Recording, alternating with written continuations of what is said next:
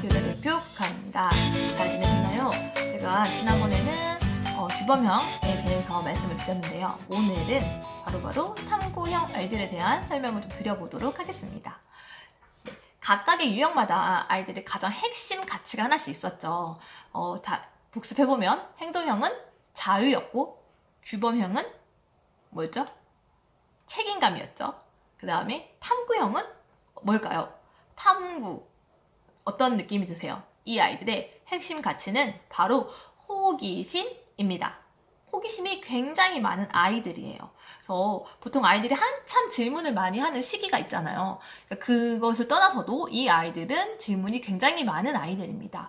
그래서 자기가 보는 것, 들리는 것, 모든 것이 궁금한 아이들이에요. 그래서 이 아이들이 질문을 많이 하는데 부모가 교사들이 질문에 대한 대답을 해주다가 지쳐가지고 화가 나거나 지쳐가지고 이제 소리를 버럭 지르거나 이런 경우가 생기기도 하는 경우의 아이들이에요.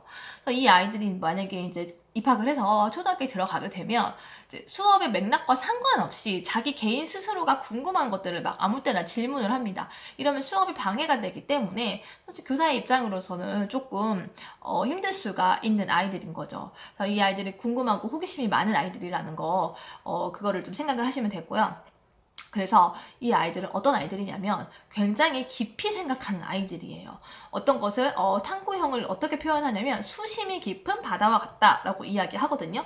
수심이 깊다는 거는 굉장히 깊이 내려간다는 건데 이 아이들 스스로 생각을 되게 많이 하고 다방면으로 이렇게도 생각해보고 저렇게도 생각해보고 이렇게 여러 가지 생각을 깊이 하는 아이들이에요. 하지만 그것이 겉으로 드러나지 않죠. 그래서 표정은 좀 한결같은 표정, 그리고 좀 애들이 생각이 많기 때문에 행동은 좀 느려요. 느릿느릿한 행동, 그리고 변화가 없는 어투, 이런 걸 보면 바깥에서 부모들이, 어른들이 볼 때는 쟤 무사태평해 보이고 이제 그렇게 느린 것에 대해서 아마 좀 되게 힘들어 하시는 분들이 계실 거예요. 그래서 이런 아이들은 좀 느리긴 한데 그 안에서 굉장히 많은 생각을 하고 있다는 거, 그래서 그것을 좀 잘 기억을 하시는 게 중요합니다. 그리고 이 아이들은 생각이 되게 가지치기 해서 생각이 깊을 뿐만이 아니라 거기에 대해서 또 가지치기에서 되게 여러 가지 방향으로 확장되고 뻗어나가는 경향이 있어요. 예를 들어서 제가 해보면, 예를 들어 국사 공부, 한국사 공부를 한다고 해봐요. 그럼 삼국시대에 대한 공부를 하는데 이 아이들은 삼국시대의 세계사적인 측면에서 서양은 그 시대에 어떤 시대였는지를 같이 알고, 만약에 성경에서 나오는 이야기는 또 어느 시대가 삼국시대인지 요거를 같이 알면 되게 재밌어하고 그것들을 공부하는데 되게 도움이 되게 생각을 하는 아이들이에요.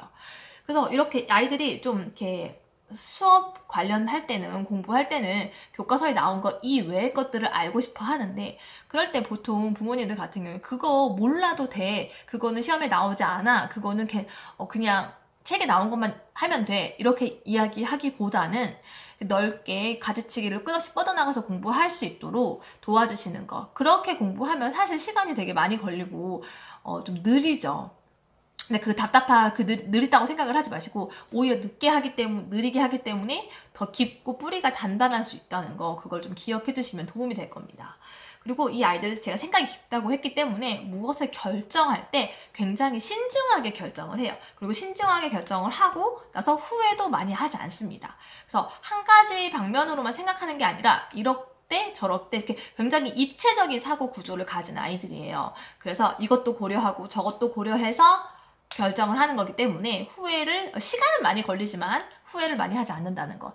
대신에 순발력은 조금 떨어집니다. 그래서 빨리빨리 생각해서 빨리 결정하는 것, 그것은 조금 어려워하는 아이들이에요. 그래서 이 아이들에게 굳이 순발력이 좀 떨어지는 아이들에게 빨리 생각해서 빨리 하는 그런 것들을 시키고 그런 일들을 하게 하는 것보다는 깊이 생각하고 고찰해서 분명하게 자기가 후회 없는 선택을 할 수 있도록 유도를 해주시는 게 그게 현명한 방법인 것 같고요. 그 다음에 가장 또 큰 특징은 뭐냐면 탐구하는 거잖아요. 그래서 이 아이들은 자기가 좋아하는 일에는 굉장히 푹 빠지는 경향이 있어요. 소위 덕질을 한다고 하는 말이 있죠. 그리고 자기가 좋아하는 과목은 굉장히 열심히 공부를 합니다. 그러나 또 되게 웃긴 건 좋아하지 않는 것, 관심이 없는 영역에서는 아주 전혀 관심이 없는 거죠. 그래서 그것을 공부하려고 하지도 않고 관심 없는 영역은 아예 상관하지 않는 아이들이 탐구형 아이들이에요. 그래서 이제 과목 편차가 큰 아이들이 이제 탐구형 아이들인데, 자기가 좋아하는 과목은 100점을 맞지만 자기가 싫어하는 과목은 전혀 관심이 없는 것, 이 편차를 좀 줄이는 것, 그것이 이 아이들에게는 관건인데, 그래서 좋아하지 않는 과목에 대해서도 이걸 어떻게 해야 하는지를 좀 부모가 잘 설명을 해주고, 왜 필요한 것인지에 대한 설명이 좀 많이 필요한 아이들입니다. 그리고 또 중요한 특징은 뭐냐면, 탐구형 아이들이 동시에 여러 가지 일을 처리할 수가 있어요. 그러니까 이 동시에 여러 가지를 처리한다는 게 저도 처음에는 무슨 말인가 했는데, 제가 지난번에 하브루타 강사 자격증을 공부를 하면서 저는 약간 규범형의 성향이 강했기 때문에 이렇게 계단식으로 공부를 하는 걸 되게 좋아하고 순서대로 하는 걸 좋아해요. 그런데 저랑 같이 공부하시는 선생님 중에 탐구형의 선생님이 계셨어요. 네, 하브루타 강사이기 때문에 하브루타에 대한 공부는 당연히 해야 하는 부분이고, 그 다음에 강사기 때문에 말을 잘하고 싶기 때문에 스피치에 관련된 공부를 하시더라고요. 그리고 또 강의 자료를 만들어야 하기 때문에 파워포인트를 잘 만들고 싶으신 거예요. 그래서 파워포인트도 같이 이 세 가지를 병행해서 하시더라고요. 그래서 이걸 보면서 자기는 탐구형이라고 말씀하셨어요. 그래서 탐구형들은 이렇게 이 한 가지 주제에 대해서 가지를 쳐서 동시에 세 가지를 함께 진행하는 게 가능하다는 거예요. 사실 규범형한테는 이게 되게 어렵거든요. 이렇게 동시에 세 가지를 진행할 수가 없어요. 하나에 집중할 수가 없기 때문에. 탐구형들은 이게 가능하기 때문에 이거를 장점으로 생각을 해서 한꺼번에 여러 가지를 같이 할 수 있게 지도를 해주시는 게 되게 좋을 것 같아요.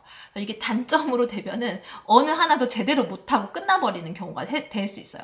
그러니까 요거를 부모님이 잘 방향을 가이드라인을 해주시면 이 탐구형 아이들은 굉장히 하나를 하면서 굉장히 가지치기를 해서 넓게 공부할 수 있다는 거, 그거를 알고 계시면 좋고요. 또 이 아이들의 또 특징이 뭐냐면, 또래 아이들한테 좀 무관심해요. 또래 친구들에게 관심이 별로 없고, 또 자신의 감정을 드러내지도 않고, 그렇기 때문에 타인의 감정에 대한 관심도 없어요. 그래서 종종 눈치가 없다, 약간 그런 이야기를 듣기도 하고, 그리고 그렇기 때문에 또래 친구들한테 좀 잘난 척한다, 이런 이야기를 듣기도 하고, 종종 오해를 불러일으키기도 하는 아이들이에요. 그래서 자기 주관적인 생각이 좀 강하고, 전체적인 세상의 큰 흐름이나 규칙, 원칙 이런 거를 발견하는 걸 되게 즐거워하고 거기에 노력을 하지, 개인적인 감정, 세부적인 상황은 중요하다고 생각하지 않는 특징이 있다는 것, 그거를 알고 계시면 되고요. 여기까지 탐구형 아이들의 특징에 대해서 알아봤는데요. 그러면 이렇게 느린 아이들, 이 탐구형 아이들을 대기만성형으로 할 수 있는 방법에는 어떻게 부모가 해줘야 하는지를 좀 알아보도록 하겠습니다.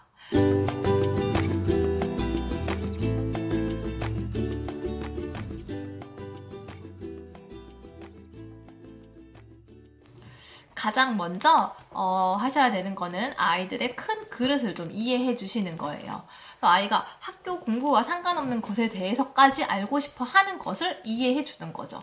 그거 안 나와. 제가 아까 좀 전에도 말씀드렸지만 그거는 이 아이들은 한 주제에 대해서 깊이 알고 싶어 하는 아이들인데 그냥 요것만 알면 돼 라고 이야기하기보다는 아이들이 궁금해하는 것까지 공부할 수 있게끔 시간이 많이 걸리고 결과가 안정적이지 않아요. 그렇지만 성적이 꾸준하지 않더라도 그 바탕이 누구보다 튼튼하고 깊기 때문에 이 아이들이 잘 공부해 나갈 수 있다는 것을 믿고 이 아이들이 그 공부 방법을 지시를 해주시는 겁니다.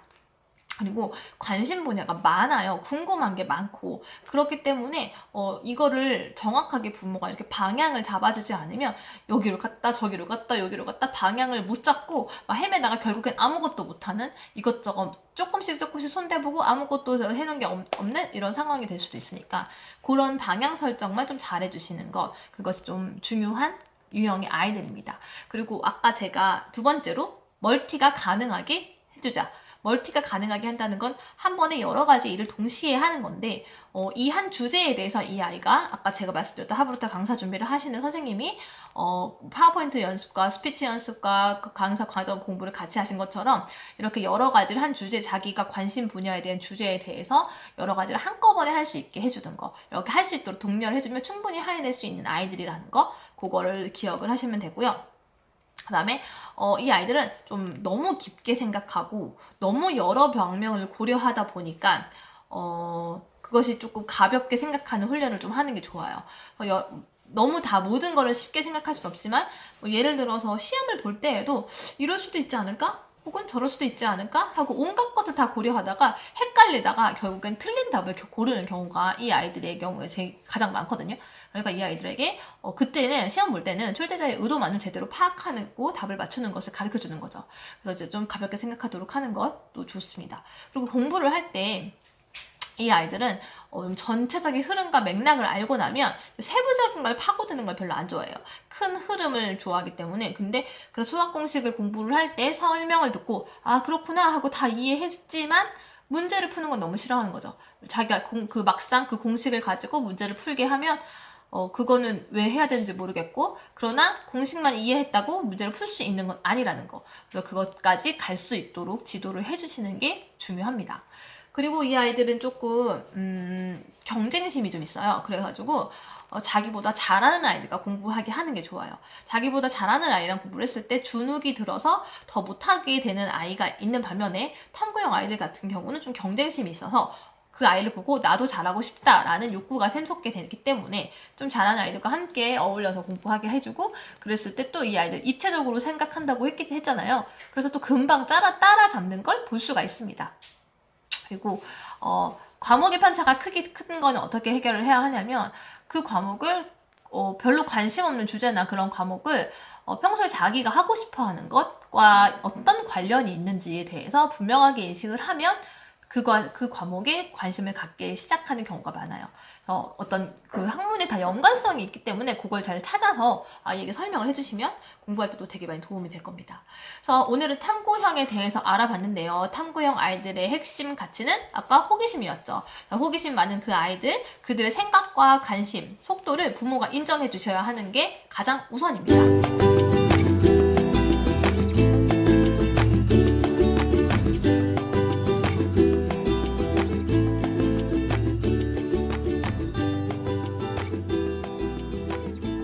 여기까지 오늘은 탐구형 아이들에 대해 특징과 어떻게 해줘야 되는지에 대해서 좀 알아봤고요.